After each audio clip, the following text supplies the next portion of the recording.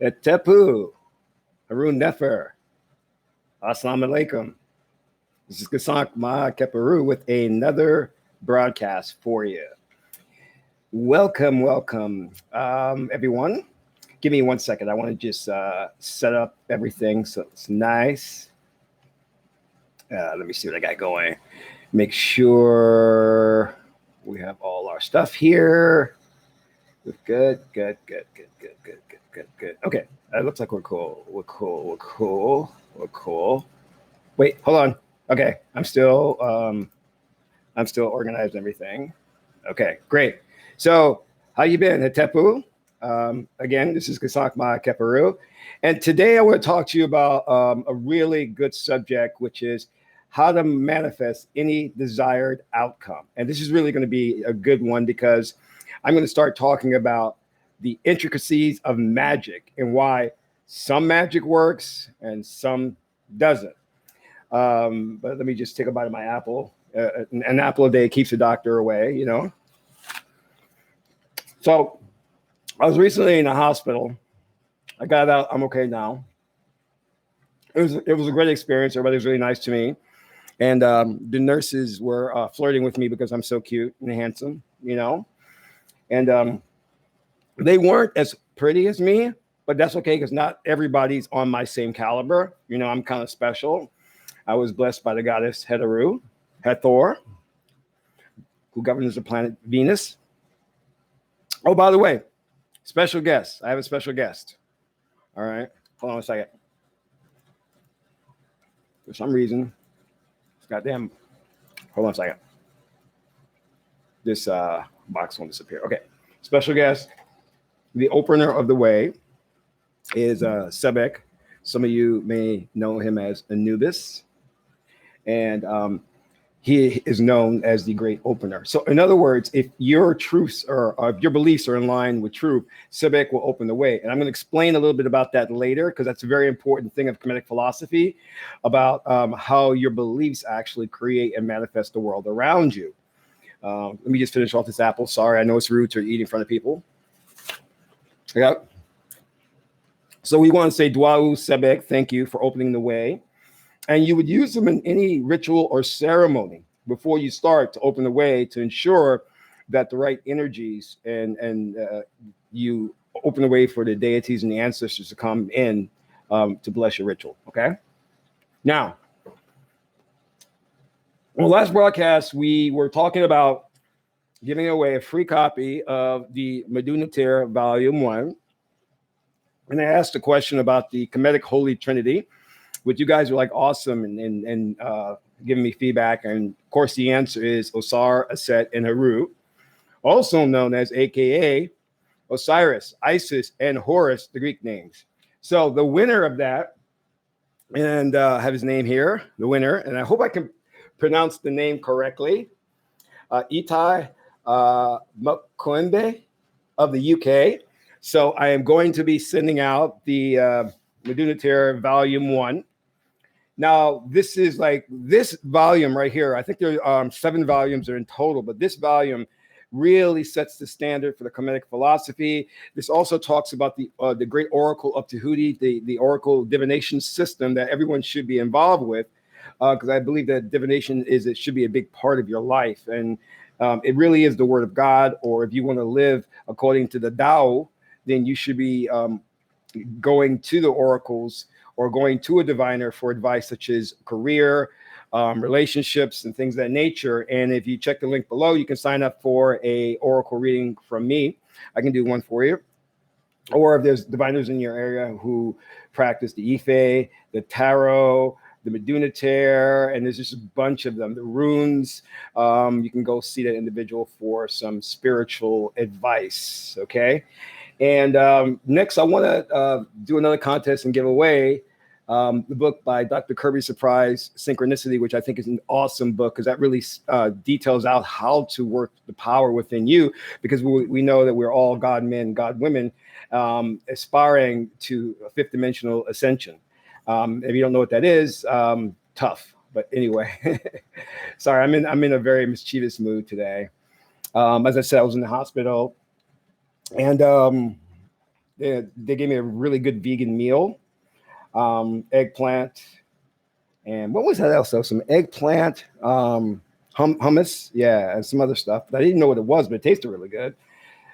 So when you go to the hospital and you have to stay, you got to make sure you request a vegan meal, a vegan dinner, or else they'll give you some tuna fish or some chicken sandwich or something like that. And you don't want to eat flesh like that. But anyway, so let's get to the bare bones of this, which is dealing with how to manifest any desired outcome. Now, I want to talk to you. Yeah, I'm cool. I'm good. I'm good. Okay. You know, just me messing around, doing things I shouldn't be doing, pushing myself to the limit because I'm trying to reach mastery of magic. So every now and then I do something that just goes too far and end up having to go in the hospital just to get checked out, make sure I'm okay. But it's all groovy, man. It's groovy. So let's talk about this whole thing of magic. Now, a lot of people, they're really into the secret and the law of attraction, which is, you know, it's okay. I have a big problem with that whole secret thing because it was basically on the acquisition of money, you know, a monetary thing. And it didn't take into consideration things like your destiny, because, you know, that plays an important role because sometimes it's within your destiny not to have money, or not to be rich, not to be famous, and so on and so forth. So you really have to take that into consideration. And the only thing to know to find out about that is you have to go to a diviner, and the diviner will tell you what is the plan for your life, what is the theme, also known as the pre-life agreement. You made an agreement before you came to fourth dimensional reality to experience a certain theme so that God Netter will explore itself. All right? Keep that in mind. Now, when individuals out there and they're on a lecture circuit and they're teaching about the law of attraction, or you have a lot of people out there calling themselves priests and they're talking about Kemetic philosophy and they're up there reciting the Kemetic spiritualisms or the 42 negative confessions of Ma'at, a lot of these people are just full of it. They're bogus. All right, let's just put it down. You know, when I was in the spiritual community for I don't know 20 years, right?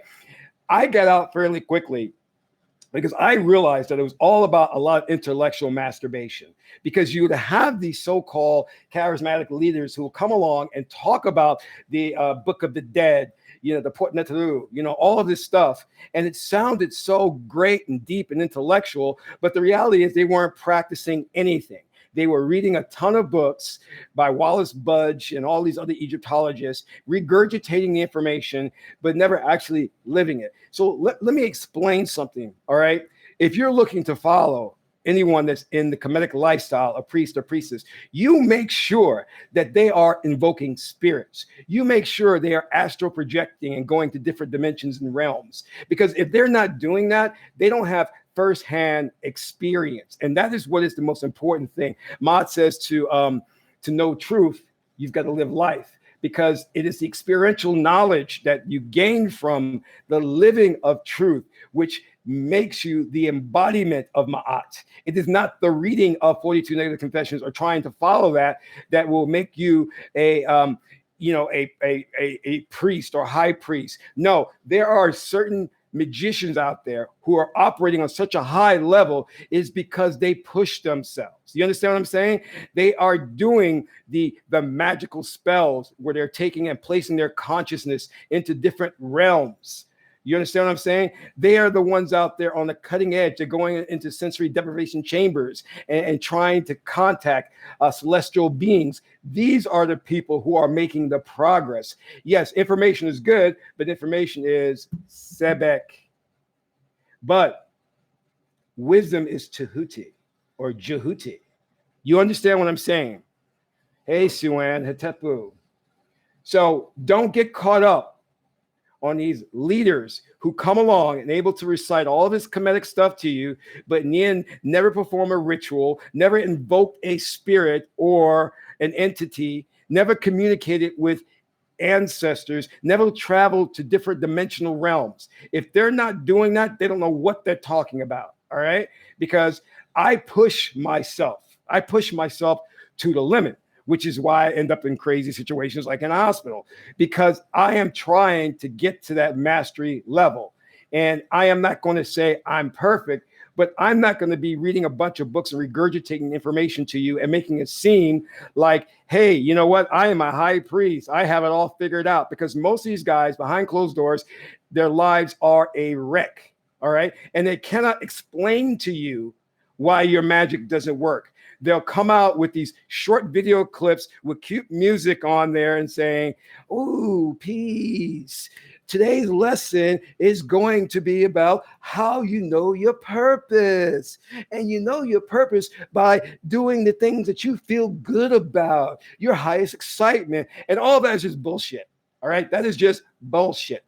Because when they give you these instructions on things like feel good, that's how you know your purpose. Look at the world and ask the world what it's about. That stuff doesn't tell you why your magic doesn't work, because magic is a process. All right. So let's get down to the bare bones. All right. I want to talk to you about why some people who are practicing the law of attraction or practicing their juju, voodoo, or their whatever magic, and they're not seeing the results that they want. There's a reason behind that. Because it's one of three reasons, or maybe a combination of all three. Now, hold on one second. Hey, will this stay up? Yeah, it will. Saint Hatefu, yeah. So let's take it for the first thing. I was trained by a hypnotist, right? Because I wanted to get into hypnotherapy, and I knew that the masses of people, what we call as a matrix, really is a hypnotic state. You're in a hypnotic state, which is why you perceive what you think is a reality. It is not. It is one channel of an infinite number of channels you can tune into through the hypnosis process. Okay? Or what we call in our Kemetic tradition, the trance state. And there are many different types of trance states or frequencies. Okay? Now, the first thing that you're taught in hypnotism or hypnotherapy is that if you're a person who is more left brain than right brain, meaning more analytical or critical, then it's going to be harder for you to get into trance or to be hypnotized. All right. So what I'm saying to you there is if you're primarily left brain and you work in academia or you work in mathematics, accounting, hard science, then more than likely it's going to be very difficult for you to take that leap of faith or to believe in magical practices. It can be. And that is one of three that can prevent your magic or what you desire from manifesting. The second thing is belief system. Many people have a belief system where if they believe something, it can instantly manifest. This is why certain people carry four-leaf clovers, rabbit's foots, because they have a strong belief in these things will work. And that belief system is good and a very powerful thing. But other people don't have that stronger belief system. So what does that mean? That means that they're going to have a lot of trouble manifesting or changing the reality in their world. Okay, so that's the second thing, which is a prerequisite to having magic work. Now, the third thing is the relationship with the spirit. In the Kemetic tradition, we call the spirit the subconscious mind. If you are a person who is not readily in tune with your subconscious mind, then it's going to be very difficult for you to work magic. All right? Keep that in mind. So, three things that will prevent your magic from working. If you're a very left brain person, if you don't have a strong sense of belief in what you're doing, and if you don't have a relationship with the spirit or the subconscious mind. The people who meditate on a daily basis have a relationship with the spirit, the subconscious mind. They're very in tune to their subconscious mind, or the Tahuti aspect, or the intuitive aspect. They're very intuitive because, of course, they're meditating all the time, and they tap into that third eye, that intuition. So right away, they're able to perceive things, okay? But these are the three prerequisites to having the law of attraction work or the secret work. Without these three things, you're not going to get the results you're looking for with your magical practices. Now, as I said, as the precursor, let us go to talking about having any desire manifest. All right. The one thing that you have to distinguish is understand that there's a difference between science, which is hard facts and repeatable experiments that are repeatable and give the same outcome, and magic. Magic is a subjective realm. It is a subjective thing. And in other videos, I talked about the two different great realms, the subjective realm and the objective realm.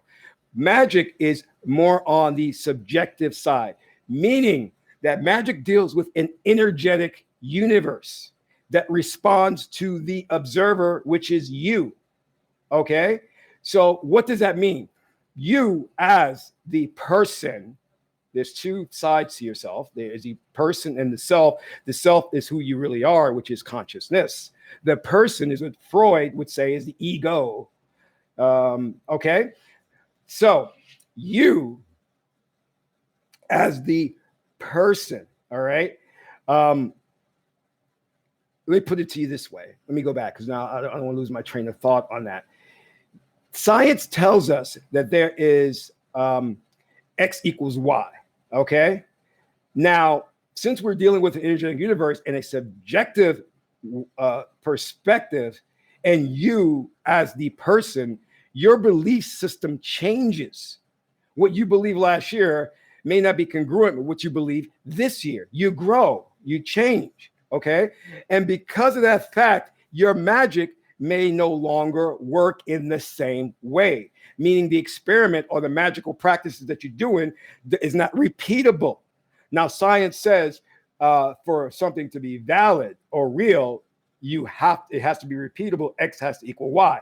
In magic, X does not equal Y all the time. Why? Why is it not repeatable? It is not repeatable because of this, that all possible outcomes must be explored. Do you understand what I'm saying? That the only thing that really exists is an infinite number of possibilities. And that you as the observer, when you focus in on something, it takes shape according to the expectations of the observer. So what am I saying basically? All right, that the outcome X is not going to always equal Y because there are other possible outcomes based on your belief system. Now, most of us, when we want a desired outcome in life, like we want that promotion, we want that raise, we want that girl, that guy, or that alien, or that spirit, whatever you know your fetish is, okay, or doggy, whatever. All right, whatever you want, we are taught in a corrupt society. This society is corrupt to the core. Do you feel me? Do you understand what I am saying? The society fools you into believing in the objective realm, and it fools you into believing that the outcome always must equal Y, that there is no other possibilities.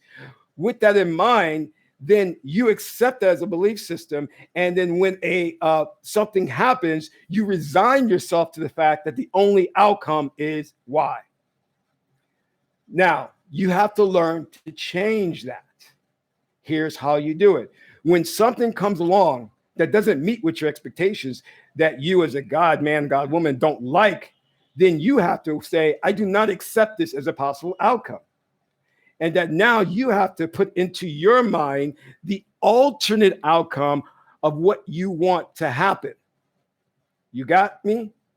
Because all possibilities are there. They're there to explore, and that reality takes shape according to the expectations of the observer. So if an outcome presents itself to you, you should choose to openly reject it, no matter what the facts say. I counseled this guy, and it was, a pretty sad situation. His mother has cancer, and the doctors, gave a grim prediction. And I said to him, well, you focus on the positive. Focus on the outcome you want. And he says, yeah, and this is his exact words. He says the facts are not good.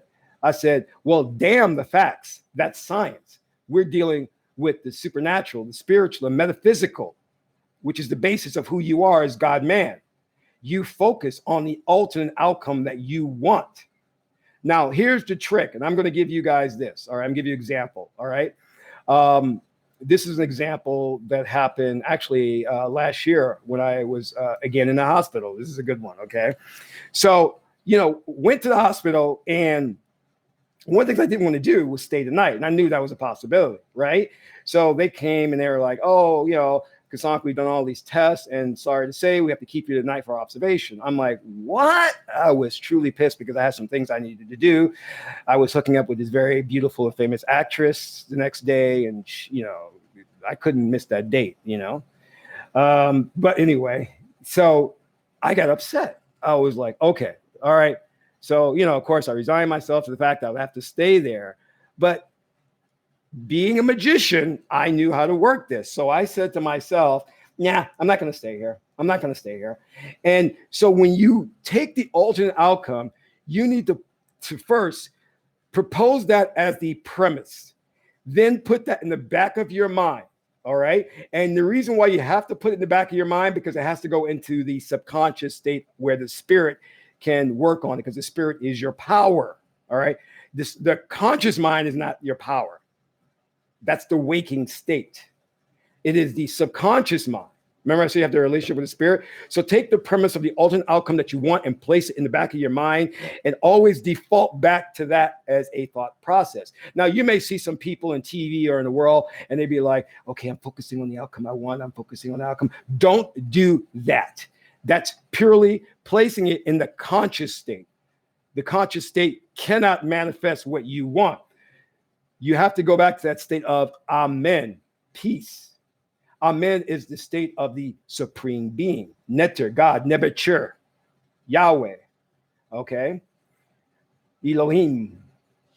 So place that in the back of your mind and let it rest. And you need to be at a state of peace with the expectation that your alternate outcome would happen. So they take me upstairs, they gave me a bed.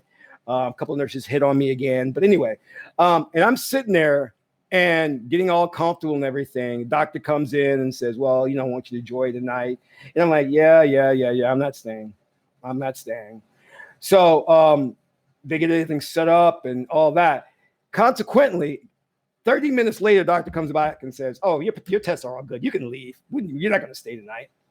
I'm like, cool, groovy. So what I'm saying to you there is, in the face of the facts that people were telling you, if you, as the observer, as God, man, God, woman, focuses on the outcome that you want, the universe has no choice but to respond. Do you hear me? Do you feel me, my people? Do you feel me, family? The universe has no choice but to respond. Now, you may say, oh, Kasank, I did it. It didn't work. Why didn't it work? Well, go back to the 3 prerequisites that I told you about. Now, let me break it down and give you the reality of all this. It's going to take time. I learned under a master magician. And the one thing he told me was, this doesn't work by going to like a university setting, sitting there and hearing my lectures and you practicing and thinking that it's going to work. He says, all magic is a very personalized, going back to subjective, personalized thing. I can give you a spell and it may work well for me, but the spell now may not work for you. You may have to create your own spells and incantations or whatever.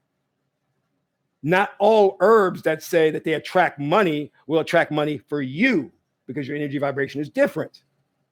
Do you understand what I'm saying? All right. So you have to understand that this also is a trial and error.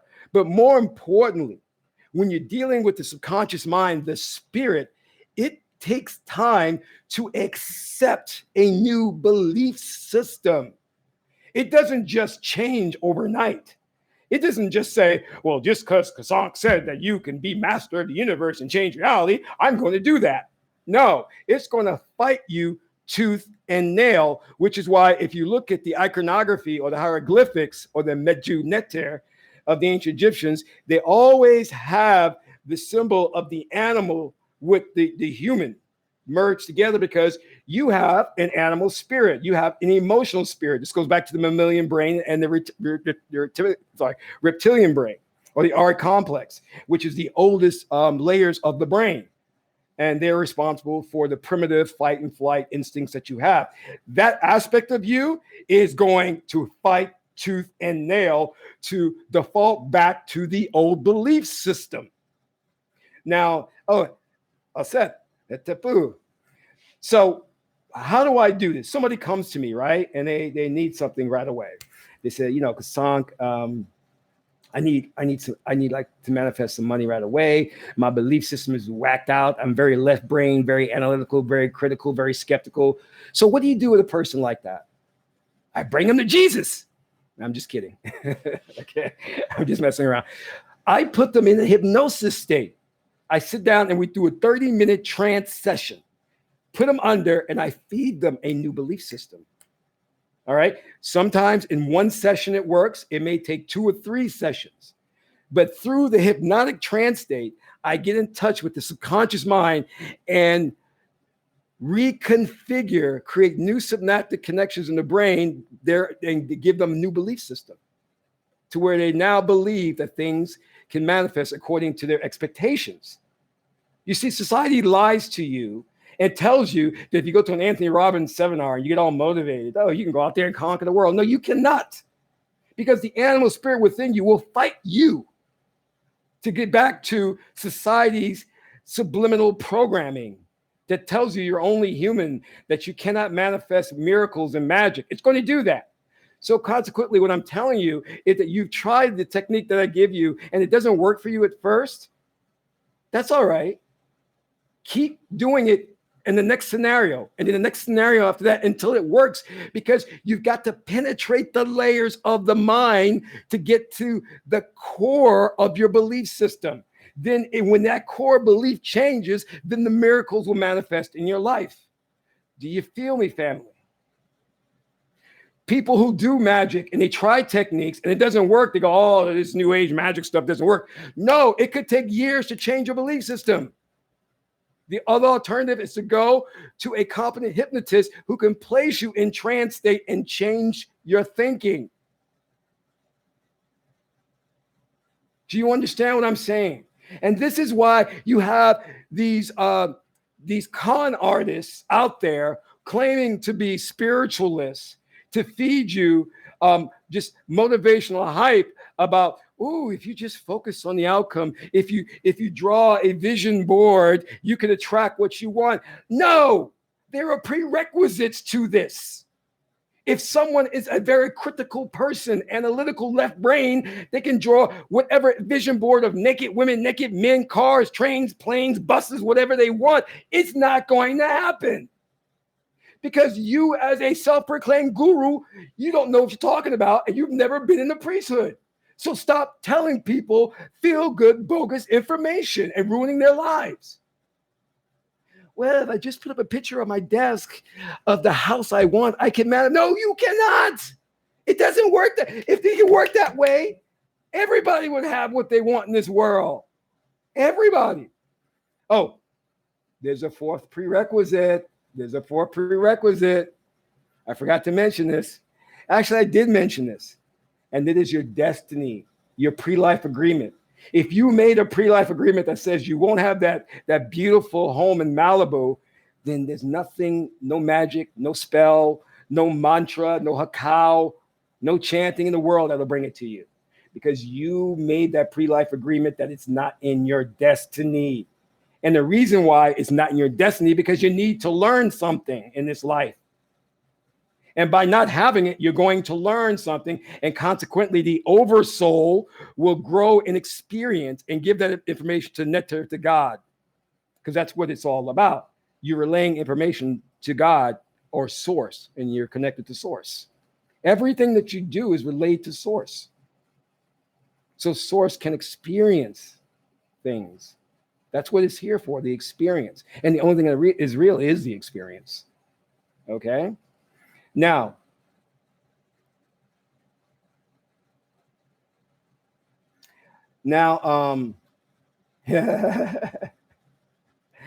Sue Ann, let me tell you something, and that is a good thing that you brought up.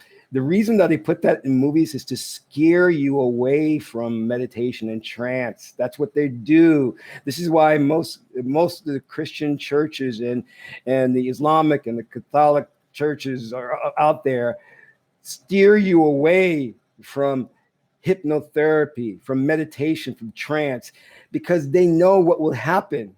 If you start dabbling in that, you'll change reality. You'll become a powerful super being. You'll become God, which is what you already are. You'll just rediscover yourself. So, Sue Ann, that's what it's all about. You notice how, let me explain something to you, and thank you, Duau Sue Ann, for bringing that up. You ever notice how horror films make you afraid of the dead? That alien films make you afraid of aliens? It's all about building that fear in the things that you shouldn't be fearing. There's nothing wrong with spirits. There's nothing wrong with a haunted house. You need to be building relationships with the spirit in the house to help them transcend to the next level. All right. But we get, and you notice how whenever you see these haunted houses, the only way that it can be exorcised is through the Holy Christian Bible, never through any priest or priestess from the voodoo or Yoruba tradition. There's only a Christian or a Catholic minister that could do that, because again, they're preaching, they're pushing Western religions as the only way to save yourself from evil demonic spirits. And these spirits are not evil and they're not demonic. Okay, so let's do that now. All right. So I was going to take you guys into a very deep idea of a magical practice. I don't want to get too into this because this is for the very, very advanced and the very pretty like me. But anyway, so let me cover this just briefly, and I'll get into this in another video. Now, this is a very, very dangerous magical practice, and at the same time, a very powerful magical practice. In fact, this is so dangerous, I don't even teach this. I had people who were sending me emails and said that they watched my video on time travel, and they were like, well, you left out how you actually do it. I said, yeah, I did, because it will mess you up. If you start doing it the wrong way, it will seriously mess your mind up if you don't know what you're doing. So I'm not going to introduce you to stuff that will screw your head up. In fact, I had a friend who does ayahuasca retreats, and where I don't know if you're familiar with ayahuasca, but that's a native ceremony, herb that the shaman would give or take themselves, and they would travel through different dimensions and communicate with celestial beings. So this friend said, I stopped doing that. I stopped taking people there because people were trying to do it on their own and screwing their heads up. And I said, you did the right thing, So I don't get into all the deep stuff, because if I do and you experiment and you mess yourself up, well, that could be some serious problems. Case in point, this magical practice where it is breaking the line of demarcation between the reality state and the dream state. All right. So let me explain what this is about. Again, a high magical practice. This is where there is a dividing line between the reality and the dream state. Okay. If you and that line keeps your sanity. Okay. Where you have some people, wait, hi again. Sorry, I mispronounced your name, Hetepu, Tim Hetepu. There is that line that keeps you sane. If that line disappears or slowly dissolves, insanity can come. Now, if you read Synchronicity by Dr. Kirby Fries, the one thing that he talks about was that he encountered very powerful people who could change reality, manifest their own reality. But the problem with many of them is they went insane and are in institutions. Okay. The first time I manifested something on a large scale, I almost lost consciousness because I had an anxiety attack. Because when it happened, I just was in such a state of disbelief. there are a lot of people talking about coming out of the matrix. There are actual techniques where you can bring yourself out of the matrix, but you don't want to do that because you will go absolutely insane when you come to the reality of what is outside of the matrix. You cannot handle it. And in the film The Matrix, they actually talk about how they don't bring people out the matrix who reach a certain age, because I have been there and back, and I'm telling you, if you aren't schooled in deep magical practices, when you come out of the matrix, you will lose your mind. It is a very unsettling experience, which also when I talked about time travel, how that was very unsettling as well. Now, when this process, which I call is breaking the line of demarcation, is when you are actively engaging and destroying that line between reality and the dream state. Now, certain organizations do this already, like, you know, CIA and, you know, the Russian Secret Service and all this, through sleep deprivation. They prevent people from sleeping. And what that does is it merges the dream state with the waking reality state. And you start to have, you start to see things. And you start to go slowly insane, depending upon the degree. Now, for a magician, if you're really like on that path to mastery, and I've done this, gone without sleep, like not weeks, sorry. I mean, a week or two, which is dangerous and you don't want to do this, okay? But what this will do is when it breaks that line, you are then able to manifest a new reality, because what happens is that the belief system no longer is inhibited by the conscious mind. It no longer sees the reality of this world as an objective reality. So it allows you to now manifest things in a different way, manifest things instantaneously like you would on the fifth dimensional plane, because the fifth dimensional plane is void of time and space. The instant you think of something, it manifests. So, which happens when you remove the line of demarcation from the waking conscious state and the sleep state, and the two merge. Now, you know who has this in a very powerful and positive way? Children. Children at a very young age don't know the difference between reality and dream or imaginary state. So a child could go to Walt Disney and see a mouse and think it's a dragon and be fearful of it. You know, you as an adult, logically, you know, it's just Mickey Mouse, you know, but the child is terrified of that, because in the child's mind, there is no difference between the imaginary dream world and reality. Now, taking another step further, as a magician or magi, if you engage in the sleep deprivation technique to where you're breaking that line of demarcation, you will be able to manifest things in this fourth dimensional plane that are real. But the danger is insanity, which is why you don't want to do this. Because if you're successful and you don't have a master teacher to guide you through this, you will slowly but surely screw your mind up to where you won't know who or what you are. You won't consciously understand anything that's going on in the world. And I remember when I got into this so deeply that I began to get scared, because I was in the after I did the technique, you know, came out of it, I was all right. But there were instances where I was like, is this the real world? I don't know what's going on anymore, you know? And that's when I started questioning my sanity. And that's when I began to get really scared. So I had to quickly divorce myself of that for health reasons. You don't want to screw up your mind. But it was phenomenal in the magic I could produce. The things I could manifest were just happening involuntarily. I would think of something and it would just happen. And I saw it and I was like, wow, this is wonderful.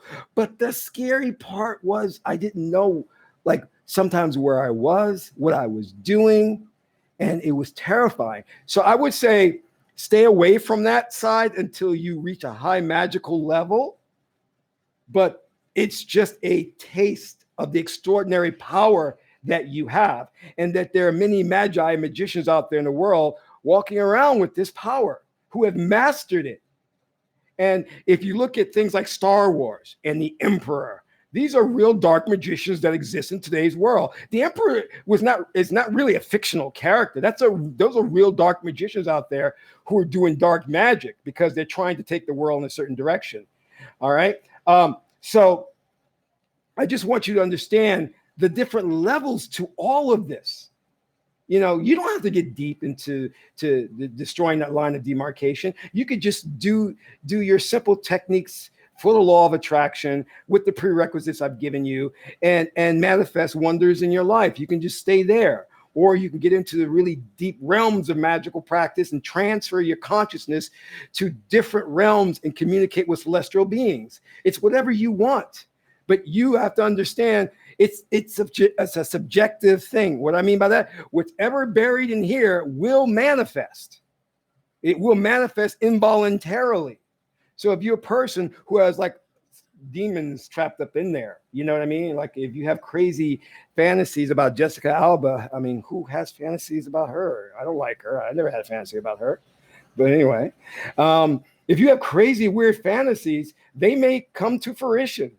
And the problem with my person is that I have built such a close relationship with my spirit that I have to check myself a lot, because I start manifesting willy-nilly, and I manifest even my fears, and I'm gonna give you just a really simple thing. I'm sitting on the train and there's a free seat next to me, right?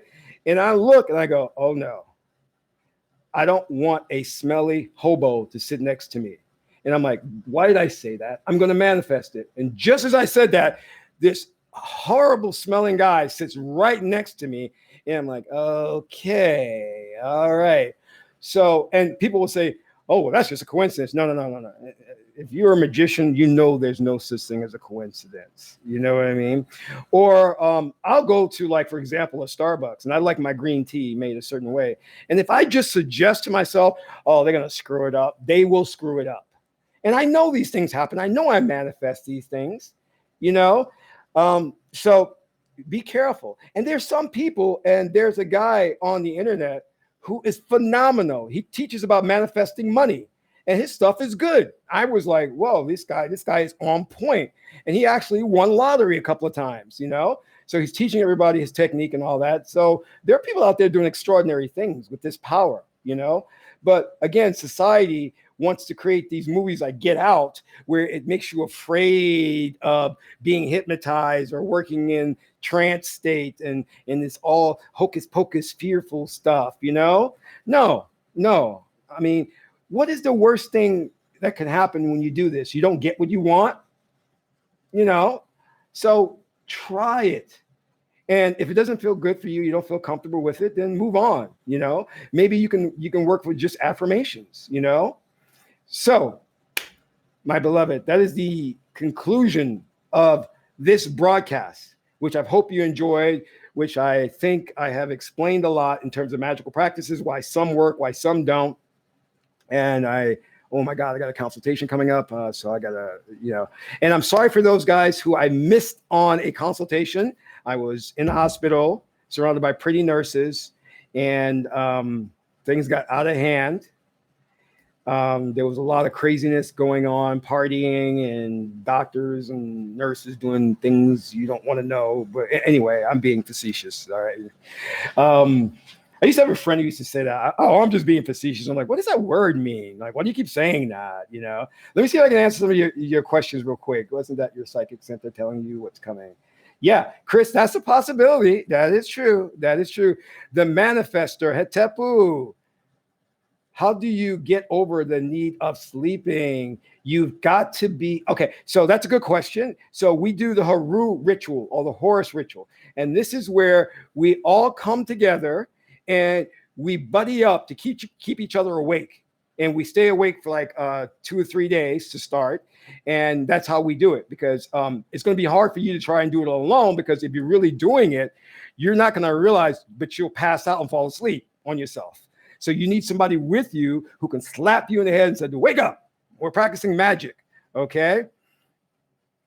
Okay, so the manifestor, what is outside the matrix? Good question. I like that question. I'm not going to answer that until you're ready. Okay. Um, let me see. What's another question? Oh, so what happened to you when you kept awake for 2 weeks? I wasn't awake for 2 weeks. I did it 1 week, got some rest, and went and did it again. Okay, so what happens to you is you start seeing things, you start losing an awareness of yourself.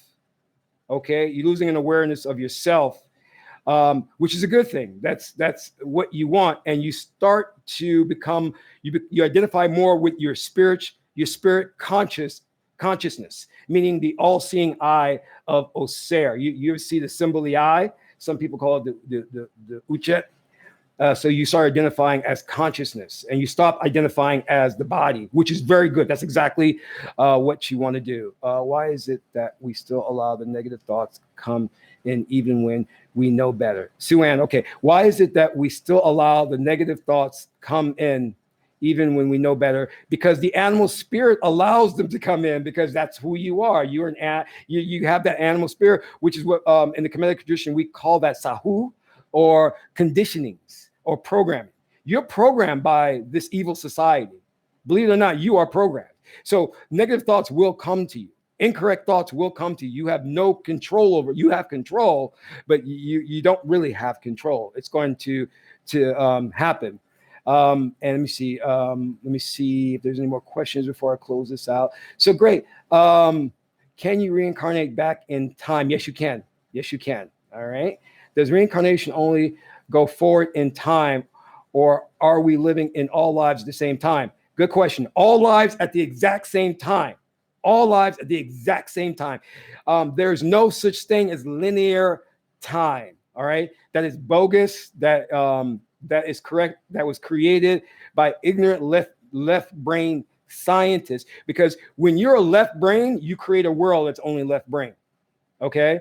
All things happen simultaneously because Neter, the supreme being, Yahweh, source, Nebuchadnezzar, Lord of all, is experiencing infinite lives through us at the same time.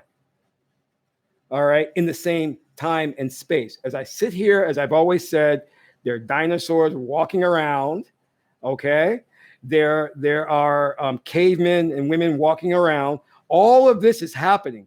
You are having all of your past lives and future lives simultaneously happening at this present moment, because there's no such thing as the past, and there's no such thing as the future. All right. Let me explain this real quick, okay?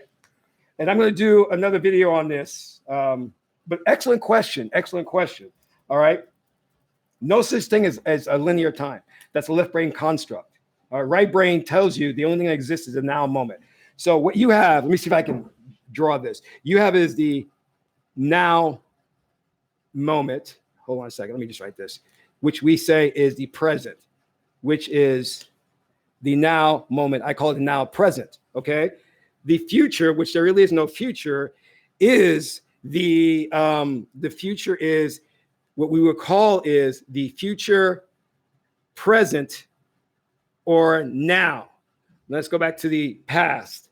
The past is nothing more than the past, present, now. All of them are now moments. All equate to now, because there's no linear time. Time doesn't progress from A to B to C. All right. So why do you get this idea that you can remember the past? Well, you remember the past because of Haru, Horus. Horus is the hawk eye. Okay. That is the perspective of where your consciousness is focused on. Your consciousness right now is focused here in this of one of many lives that you're having. Now, consciousness can shift to focus on this past now moment, which is really the present now moment. And this past now moment, if you look at the present moment, which you think you're here now, seems as a future now moment. You're mislabeling it as a future now moment. So in other words, I know it gets confusing, but follow me here. So if I'm in the present now moment, if my perspective shifts to the future present now moment, then that present now moment here becomes what I erroneously term as the past. But it's not the past because it was the now moment that I was existing in now. I just shifted my perspective to the future now moment and then look back on that now moment I came from and called it the past now moment. So I'll do another video on that so it all makes sense. But all happen simultaneously. Okay. And there's no division between past, present, future. Okay. So excellent question. I'll do another video where I go really, really deep into that. But it's a little complicated because you have to understand it's your consciousness can shift perspective. This is when I talked about time travel. I said, you don't need a physical vehicle like the DeLorean motor car from Back to the Future to actually go to the future. Consciousness can just shift perspective to your future self.